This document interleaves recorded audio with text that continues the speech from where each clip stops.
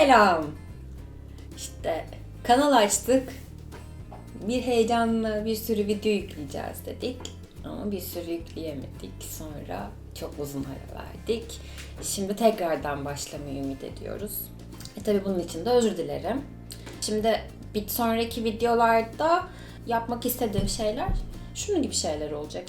Önce bir bere örümünü, birkaç model sevimli, eğlenceli bereler falan göstereceğim. Sonra atkı, boyunluk gibi şeyler yapacağım. Yani sonra tabii tığlardan da bahsedeceğim. Dantel gibi şeylerden de bahsetmeyi düşünüyorum. Hatta belki yazın bikini örmeyi öğreniriz birlikte. Yani bence kanalıma abone olursanız çok güzel olur. Ben çok mutlu olurum.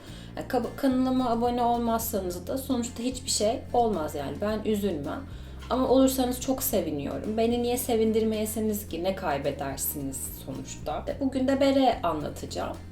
Harika bir deneyim olacak bence. O zaman gerekli eşyaları gösterelim. Beremizin reçetesi bir tane gri pufuduk ip seçtim.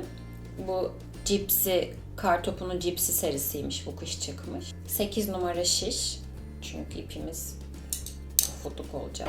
Tabii ki makasa ihtiyacımız var. Şöyle. Elinize batınca batamayacak kadar kalın bir iğne olması gerekiyor. Yorgan iğnesi diye de geçer.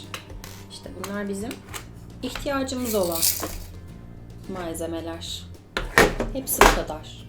Başlayalım. Bereme 62 ilmek başlayacağım. 8 numaralı şiş. Ay ben ilmek atmayı bilmiyorum ki diyen kızlar ve erkekler.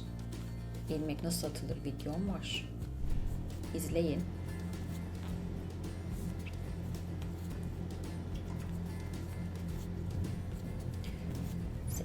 ...62 ilmek, bir ters bir düz, 8 sıra öreceğim.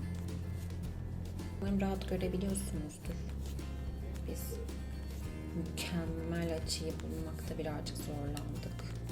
Yani sonuçta kanalıma abone olursanız, izleme oranlarından biraz para kazanırsak, biz de bir Instagram evi yaparız belki ama sonuçta yapamıyoruz şu anda.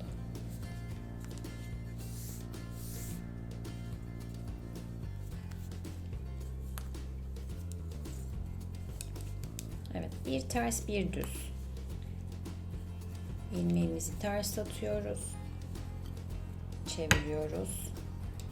Düz atıyoruz. Ve bütün sıra boyunca bunu takip ediyoruz. Ki lastik motifi nasıl örülür? Videom da var. Böyle 8 sıra yapacağım. Peki neyi unutmuyorduk?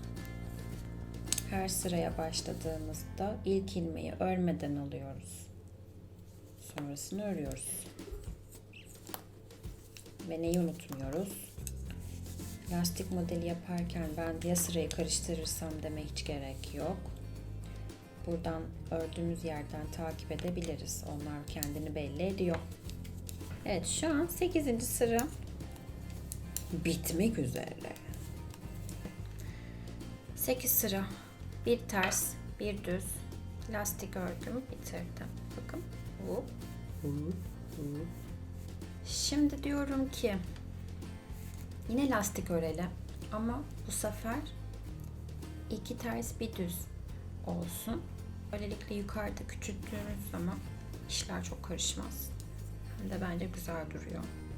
Önce yine unisex bir atkı olabilmesi açısından da oldukça verimli bir 2 düz bir ters yapıyorum. Dönüşteyken 2 ters bir düz olacak. Şu an düzlerim 2 ve ters. 2 düz bir ters öreceğim. Arkaya döndüğüm zaman bunlar 2 ters bir düz olacak ama beremi diktiğim taraf düzlerin birer tane olduğu bu taraf olacak. Bu şekilde 16 sıra öreceğim. Evet, 16. sırama geldim. 8 sıra bir ters bir düz lastik örgü yaptı. 16 sırada 2 ters bir düz. Şimdiki adımım bu kısmı birazcık böyle darlaştırmak olacak. Bu berenin bu bombesini sağlamak için darlaştıracağım. Bunu da nasıl yapacağız? Şimdi göstereceğim. Şimdi bu tarafı çevirdiğimde 2 düz bir tersti. 2 düz olanları 2 ilmeği bir kere de alıyorum. Bakın 1, 2, bir kere de alıyorum. Bunu tek ilmeğe indiriyorum. Ters olanı normal ters olarak örüyorum. Düzleri ikisini birden alıp bir ilmek sayısı olarak düşürüyorum. Tersleri normal örüyorum. Ve bunu bütün sıra boyunca bu şekilde uygulayacağım. Bakalım bu bereyi kaç kişi, yani hangileriniz ördü? Ne bileyim, zorlandınız mı? Zaten biliyor muydunuz? Bunları benimle yorumlarda paylaşırsanız ya benim için çok heyecanlı olur. İşte ne bileyim, ne düşünüyorsunuz? Denediniz mi öğrenirim. Sosyalleşmiş oluruz işte, yani fena olmaz gibi. Ve ojelerimi değiştirmedim işte. Hayret bir şey. Sanki siz her gün değiştiriyorsunuz ojeleri. Evet, 62 ilmekti. Şimdi kaç ilmek oldu sayalım. 42 ilmeğe indi. Yani tepesini daraltmış olduk. Şimdi ben böyle yaklaşık bir 4 sıra, bir daha azaltmadan bir 4 sıra daha öreceğim. 4 sıradan sonra bir tur daha azaltacağız ve sonra beremiz tamam olacak. En son eksiltmeden sonra bir ters bir düz tekrardan 4. sıramı da bitirmek üzere dakikayım ve bitirdim.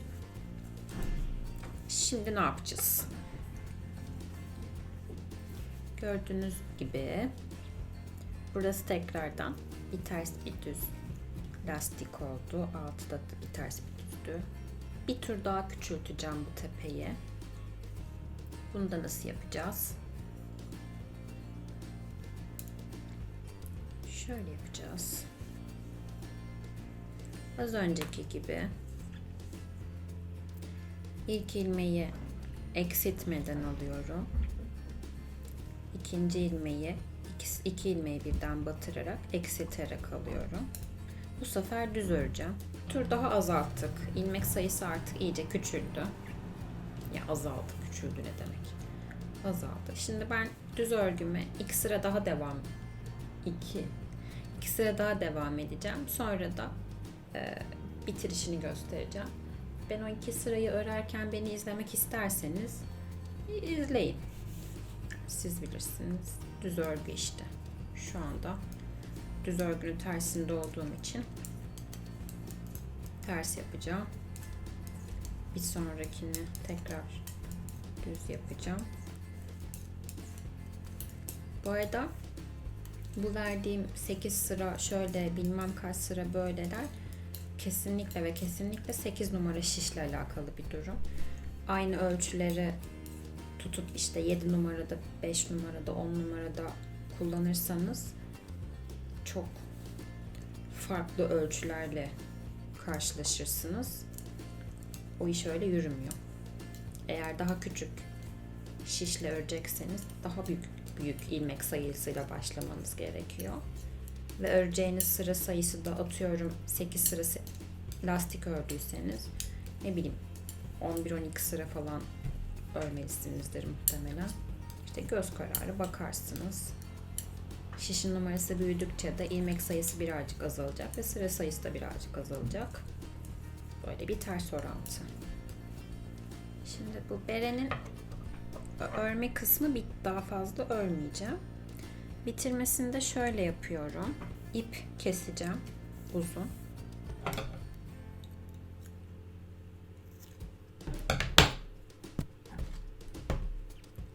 Sonra becerebilip bu ipi bu iğneden geçireceğim. Çok zorlanıyorum bunu yaparken. Bazı insanlar böyle çat diye geçiriyorlar. Ne yapıyorlar? Gerçekten hani bir bileniniz varsa ya bana da öğretsenize ya. Ben cidden çok zorlanıyorum. Evet.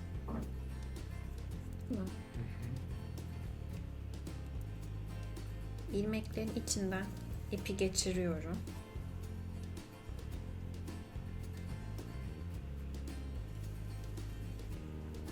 Bunun böyle yapmamın sebebi kafasının, yani berenin tepesinin berenin tepesinin büzüldüğü zaman o yuvarlaklığını böyle iyi vermesi için. Çünkü direkt dikersem yukarısı böyle kare gibi olacak. O da çok istediğim bir sonuç değil. Şu anda işte son ilmekten de iğneyi geçirdim.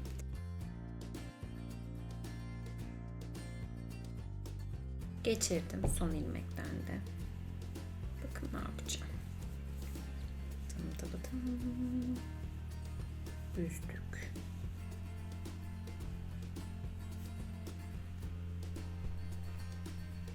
Büzünce burası güzel de tam böyle dikilmelik oldu. Şimdi size dikmenin güzel püf noktasını gösteriyorum. Odaklayalım.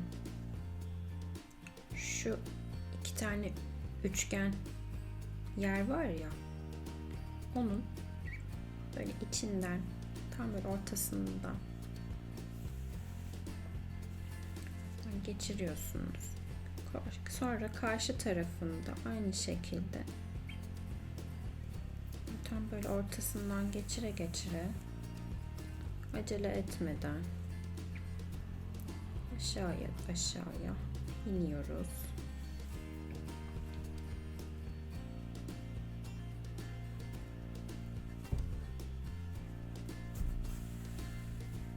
Şimdi yapacağımız iş bu çirkin sarkacak ipleri saklamak. Tabii şu son milimi de bir birleştirelim. O da çirkin görünmesin. Yırtmaç gibi. Evet, yapacağım şey şu. Dolayacağım. Bunu böyle sıkıştıracağım bu ipi. Güvenli bir uzaklığa gelene kadar.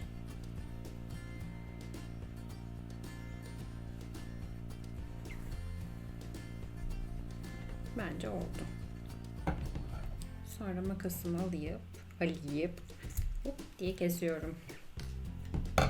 Sonra bereyi çeviriyorum.